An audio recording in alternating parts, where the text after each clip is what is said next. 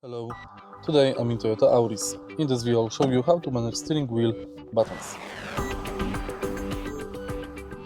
In the beginning, take a look at the left side of the steering wheel.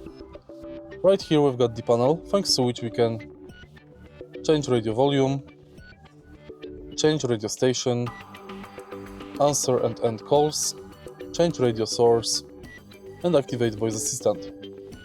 On the right side of the steering wheel, we've got the panel thanks to which we can navigate through instrument cluster display.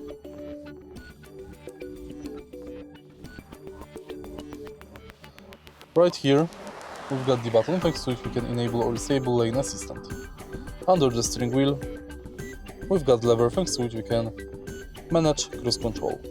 If you find this video helpful, please leave like, comment and subscribe.